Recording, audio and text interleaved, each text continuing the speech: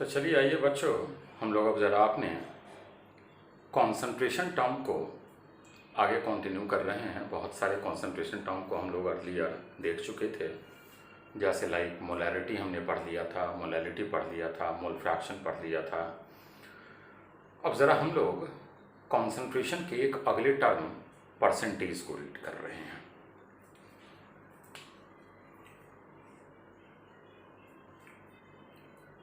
Percentage various form में होता है, जैसे देखिएगा percentage W/W, percentage W/V, percentage V/V, percentage V/W, etcetera. बस एक ही चीज़ आपको याद रखना है इनमें कि जो न्यूमरेटर है वो ऑलवेज सॉल्यूट होता है और जो नीचे का डिनोमिनेटर होता है ये ऑलवेज सॉल्यूशन होता है। फिर यहाँ पे आ जाइए, तो ये हमारा सॉल्यूट है और नीचे वाला भी जो है ये सॉल्यूशन है। फिर नेक्स्ट यहाँ पर भी आ जाइए, तो ये आपका सॉल्यूट हो गया और ये आपका सॉल्यूशन हो गया, एक्सेट्रा। अब हम लोग इसे बोलते कैसे हैं, तो ज़रा उन चीज़ों को देखिएगा। तो मान लीजिए हमें दे दिया 15% एक्वस इनिशियल W/W।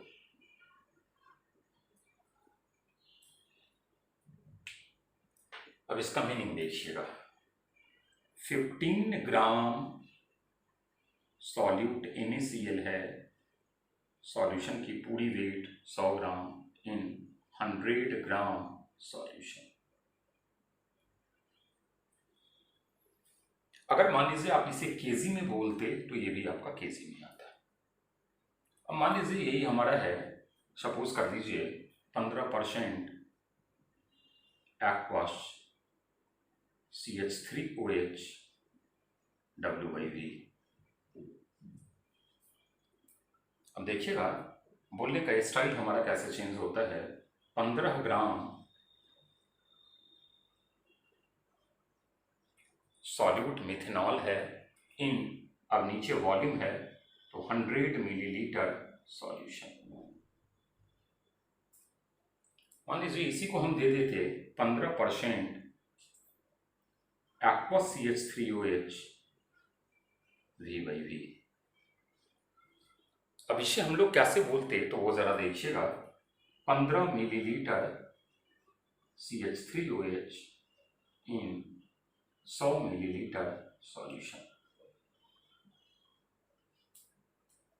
एक्सेट्रास। अब मान लो कि हम इसको V/W बोलते, इसी को हम V/V लिख लिए। अगर हम लोग V/W बोलते तो हम लोग बोलते 15 मिलीलीटर CH3OH इन 100 ग्राम सॉल्यूशन। मैंने होपफुली समझ में ये तो आ गया होगा कि भाई हमारा परसेंटेज होता क्या है। इसमें तो कोई दिक्कतें नहीं होंगी, सारी बातें हमने आपको समझा दी। मतलब जिस टर्म में वो एक्सप्रेस कर रहा है, W/W में अगर एक्सप्रेस कर रहा है तो हम बोलेंगे कि वेट ऑफ सॉल्यूट, जो भी सॉल्यूट हमारे पास है इन 100 ग्राम सॉल्यूशन। यहाँ अगर आप देखिए तो सॉल्वेंट का वेट हो जाएगा 85, 100 माइनस 15। यहाँ पर भी आ जाइए तो सॉल्वेंट का जो वॉल्यूम हो जाएगा वो हमारा 85 मिलीलीटर हो जाएगा। लेकिन बाद बाकी अब इनमें और इनमें आप माइनस नहीं कर सकते हो, क्योंकि एक वॉल्यूम का यूनिट है और एक ग्राम का यूनिट है। क्लियर, बातें समझ में आ गई, कोई दिक्कत नहीं है यहाँ तक में। आइए अब जरा एक न्यूमेरिकल देखिए, हमें मोलैरिटी और मोलैलिटी निकालना है। 16% एक्वस मिथेनॉल सॉल्यूशन का V/V है, डेंसिटी ऑफ सॉल्यूशन दिया हुआ है। तो पहले तो जरा इसका मीनिंग अगर हम लोग निकाले तो हमारा वॉल्यूम ऑफ CH3OH जो है वो है हमारा 16 मिलीलीटर और वॉल्यूम ऑफ जो हमारा मान लीजिए वाटर आ रहा है या सॉल्यूशन आ रहा है वो है हमारा 100 मिलीलीटर। यहाँ तक में तो कोई दिक्कत नहीं है।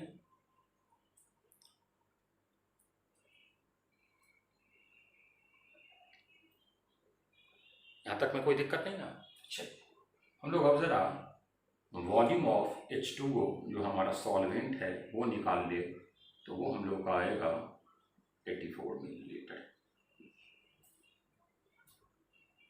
एक बात तो जानते होइएगा कि डेंसिटी ऑफ वाटर जो होता है वो होता है, अर्लियर बताया हुआ है, 1 ग्राम पर मिलीलीटर।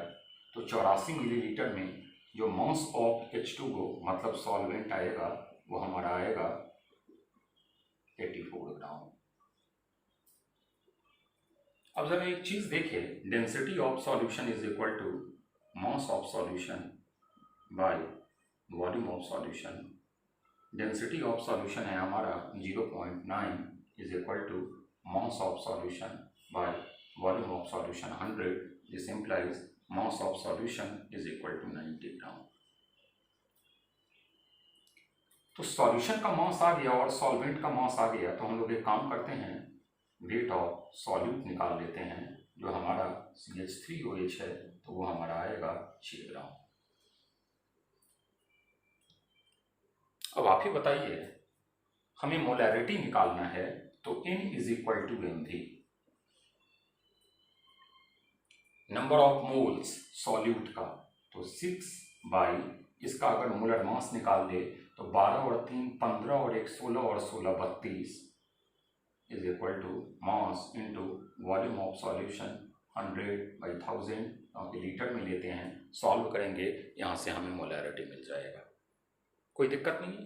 अब अगर हम लोग को मोलैरिटी निकालना है तो मोलैरिटी होता है number of moles of solute into 1000 divided by, याद कीजिए, वेट ऑफ सॉल्वेंट, तो सॉल्वेंट का वेट 84 आया हुआ है। आप इसे सॉल्व करोगे आपको मोलैरिटी मिल जाएगा।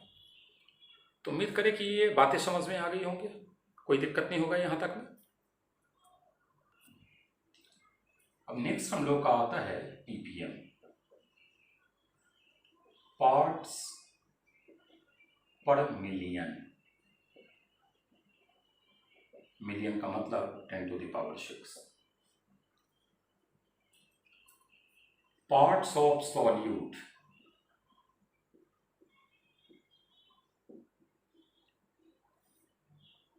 in 10⁶ gram solution. अब पार्ट्स में वेट भी आता है या मोल भी आता है, वो प्रॉब्लम में हमें बताएगा कि भाई वेट के रिस्पेक्ट में है या मोल के रिस्पेक्ट में है। अगर नहीं इंडिकेट किया हुआ है तो हम लोग उसे वेट के रिस्पेक्ट में ही मान के चलते हैं। क्लियर है, बातें समझ में आ गई। जैसे अगर हमें दे दिया कि 15 ppm aqueous CHCl3 by wait, तो हम लोग इसका मतलब बोलेंगे कि 15 ग्राम हमारा CHCl3 जो है प्रेजेंट है इन 10⁶ ग्राम सॉल्यूशन में। क्लियर, तो एक न्यूमेरिकल देख ले इस पे। चलिए आइए, हमें दे दिया है कि 20 मिलीग्राम K+ आयन जो है वो प्रेजेंट है 1 लीटर एक्वस सॉल्यूशन में, और डेंसिटी ऑफ सॉल्यूशन दे दिया है। तो हम लोग जरा मास ऑफ सॉल्यूशन निकाले, तो आप बोलिएगा कि sir volume of solution into density of solution को मल्टीप्लाई कीजिए। डेंसिटी ऑफ सॉल्यूशन है 0.8 ग्राम पर मिलीलीटर, और वॉल्यूम जो है वो 1 लीटर है। 1 लीटर का मतलब हो गया sir 1000 millilitre, it means 800 gram solution का वेट है। समझ में नहीं आई ये वाली बातें। अब जरा बताइएगा, 800 ग्राम सॉल्यूशन में K+ 20 मिलीग्राम है, तो 10⁶ ग्राम में जितना प्रेजेंट होगा वही ना ppm होगा। तो हम बोल सकते हैं कि 800 ग्राम सॉल्यूशन कॉन्टेन्स, मिलीग्राम है, ग्राम में कन्वर्ट करते हैं, ग्राम K+ आयंस। तो अगर हम 10⁶ ग्राम में निकाल ले तो 20 × 10⁻³ बाई 800 × 10⁶ सॉल्व करें, आंसर नहीं आ जाएगा क्या हमारा? ये जो आंसर आएगा वही ना हमारा ppm होगा।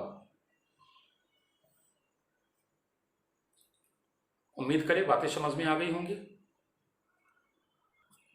चलिए, एक प्रॉब्लम हमने आपको होमवर्क दे दिया है, प्रॉब्लम रीड कर दे रहे हैं। सैंपल ऑफ H2SO4 डेंसिटी दिया हुआ है is labelled as 86% W/W, what is molarity of acid. फिर सेकेंड पार्ट है क्वेश्चन का, what volume of acid has to be used to make 1 litre of 0.2 molar H2SO4। Solve कीजिएगा, बन जाना चाहिए, बढ़ा जाए। क्लियर? अब जरा एक अगला कॉन्सेप्ट बता दें जिस पर कि अब हम लोगों का पूरा सम बेसिक कॉन्सेप्ट डिपेंड कर रहा है, स्टोइचियोमेट्रिक calculation.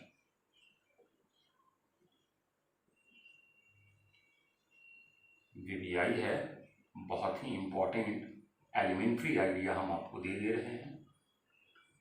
This one is called stoichiometric calculation, shortcut इसे मोल कैलकुलेशन भी बोलते हैं। कॉमनली इसे मोल कैलकुलेशन भी बोला जाता है। एक ही चीज इसमें दिमाग में रखनी है, इक्वेशन शुड बी बैलेंस्ड। अगर बैलेंस्ड नहीं है तो आप गलत हैं। दूसरा, यह इम्प्योरिटी पर अप्लाई नहीं होता, क्योंकि इम्प्योर कंपोनेंट केमिकली रिएक्ट नहीं होते हैं। चलिए हम एक एग्जांपल से स्टार्ट करते हैं। हम एक बैलेंस्ड इक्वेशन लेते हैं, N2 plus thrice of H2 give twice of ammonia. बहुत केयरफुली बेटा देखना, यहाँ हम क्या बोलना चाह रहे हैं वो सुनिएगा। N2 के पीछे नंबर देखिए 1 है, वही 1 N2 की स्टोइचियोमेट्री है, और वो जो स्टोइचियोमेट्री है वो एक्चुअली मोल है। H2 के पीछे आ जाइए तो स्टोइचियोमेट्री 3 है, तो ये एक्चुअली 3 मोल है, न 3 ग्राम है, न 3 एटम है, न 3 वॉल्यूम एट STP है, एक्सेट्रा। यहाँ पर आ जाइए तो यह 2 मोल अमोनिया है। अब एक बार मोल अगर मिल गया ना तो बहुत सारी चीजें आप निकाल सकते हो, जैसे 1 मोल का मतलब Na मॉलिक्यूल्स, 3 मोल का मतलब 3 Na मॉलिक्यूल्स, 2 मोल का मतलब 2 Na मॉलिक्यूल्स। पहली चीज हमने मोल लिखा है, अब हम मोल को चेंज कर रहे हैं दूसरे यूनिट में। 1 मोल का जो मास होता है वो मॉलिक्यूलर मास होता है, तो N2 28 ग्राम। 1 मोल 2 ग्राम हाइड्रोजन के बराबर होगा, तो 3 मोल 6 ग्राम हाइड्रोजन के बराबर होगा। 1 मोल अमोनिया का मॉलिक्यूलर मास 17 है, तो 2 मोल का मतलब 34 ग्राम है।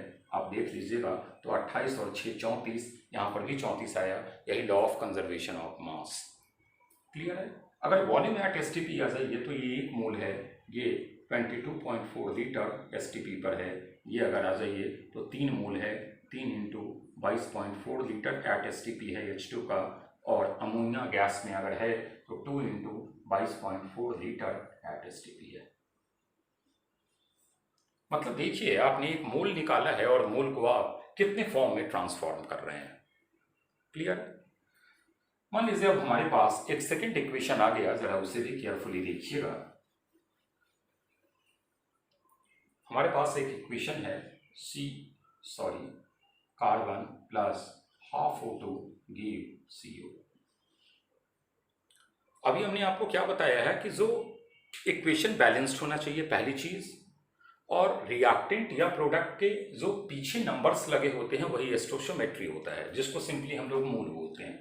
कार्बन के पीछे 1 है तो 1 मोल, ऑक्सीजन के पीछे हाफ है तो हाफ मोल, CO के पीछे 1 है तो 1 मोल।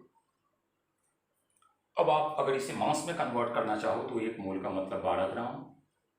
1 मोल O2 32 ग्राम के बराबर होगा, तो हाफ ग्राम 16 ग्राम के बराबर होगा।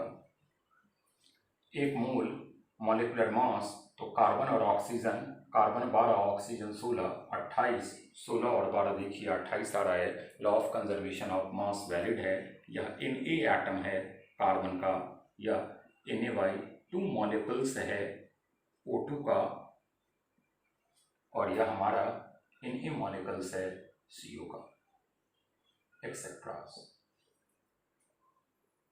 फिर वैसे ही अगर वॉल्यूम निकालना होता, मान लीजिए कार्बन यहाँ सॉलिड होता तो आता ही नहीं, ये अगर हमारा गैस होता, ये अगर हमारा गैस होता तो वॉल्यूम एट एसटीपी गैस के लिए एप्लीकेबल होता है, तो आप इसके लिए यूज़ कर सकते थे, इसके लिए यूज़ कर सकते थे। क्लियर है? बातें समझ में आ गई कि हम क्या बताना चाह रहे हैं स्टोइकोमेट्रिक कैलकुलेशन में। आगे बढ़े।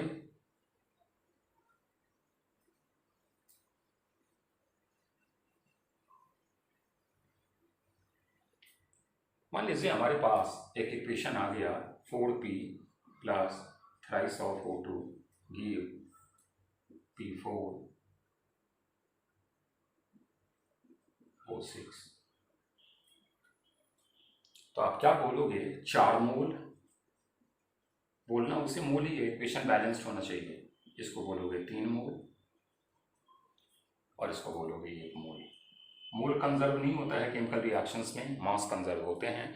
That is why they are called mass conservation, not mole conservation. अब 4 मोल आ गया तो अब बहुत सारी जगहों पे आप इसको चेंज कर सकते हो। अब तो ऐसा है नहीं कि भाई हमारा सिर्फ मोल में ही ये रहेगा, अब जो चीज हमें पूछ ले वो हम फाइंड आउट कर सकते हैं। क्लियर है? चलिए अब 2 बातें और बता रहे हैं, वो जरा सुनिएगा। जैसे जैसे टाइम इंक्रीज करेगा, ये रिएक्टेंट साइड होता है, लेफ्ट हैंड वाली साइड, ये पूरी रिएक्टेंट है। रिएक्टेंट का अमाउंट कमता है और कमने को नेगेटिव साइन से दिखाते हैं, और प्रोडक्ट का अमाउंट बढ़ता है, इसको हम लोग पॉजिटिव साइन से दिखाते हैं। जैसे जैसे टाइम बढ़ेगा रिएक्टेंट रिएक्ट करेगा, रिएक्टेंट अगर रिएक्ट करेगा तो वो डिक्रीज्ड होता है, मतलब उसके अमाउंट कमते हैं, और प्रोडक्ट हमारा फॉर्म्ड होता है, तो प्रोडक्ट के अमाउंट बढ़ते हैं। कमने वाली चीज़ों को नेगेटिव साइन से दिखाते हैं और बढ़ने वाली चीज़ों को पॉजिटिव साइन से दिखाते हैं। क्लियर है? यहाँ तक की बातें समझ में आ गई? आगे इन सबको यूज करेंगे। क्लियर? चलिए अब अगली बात जरा सुनिएगा बहुत केयरफुली। P4O6 फॉर्म्ड हो रहा है, और इसका फॉर्मेशन कोई बोला कि फास्फोरस से कंपेयर करो, तो आप बोलिएगा कि इसका फॉर्मेशन 1/4 टाइम्स फास्टर है।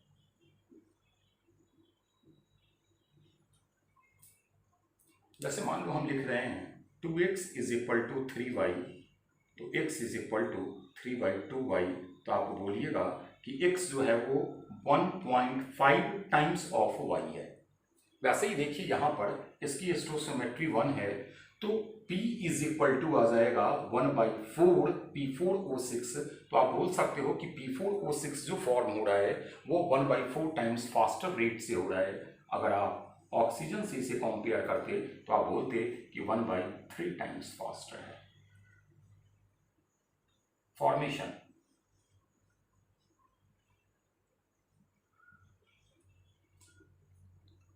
मान लीजिए कि हम उल्टा बोलते हैं, हो गया ये वाली एक बात। मान लीजिए कि हमारा कहना होता कि भाई P4O6 का जो फॉर्मेशन है उसके रिस्पेक्ट में फास्फोरस का डिसअपीयरेंस किस रेट से है, तो आप बोलते 4/1 टाइम्स फास्टर है क्या इसका डिसअपीयरेंस।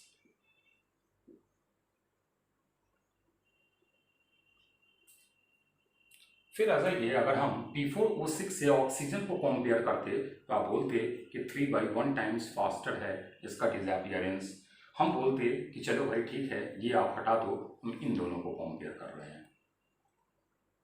हम कर रहे हैं 4p बराबर थ्राइस ऑफ O2, तो हम p इज इक्वल टू निकाल ले 3/4 O2, मतलब फास्फोरस का डिसअपीयरेंस 3/4 टाइम्स फास्टर है एज कंपेयर टू O2 के डिसअपीयरेंस से। बहुत इंपॉर्टेंट ये कॉन्सेप्ट है बेटा, यही आगे हमारा काम आना है।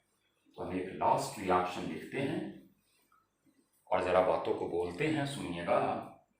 हम लिख रहे हैं N2 plus thrice of H2 give twice of ammonia हम बोले कि बेटा इन दो को हमें कॉरिलेट करना है, तो आप बोलेगा कि यस, इसका जो फॉर्मेशन है वो 2/3 टाइम्स फास्टर है,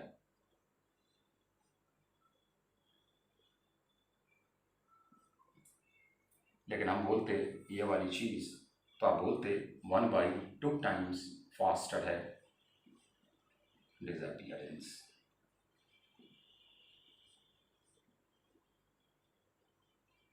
क्लियर? होपफुली समझ में आ गई होगी यहाँ तक की बातें। अब इन्हीं चीज़ों को हम लोग अगले वीडियो में यूज करेंगे, कैसे हम लोग इस स्टोइचियोमेट्रिक कैलकुलेशन को यूज करते हैं। ठीक है, चलिए, ओके, थैंक यू।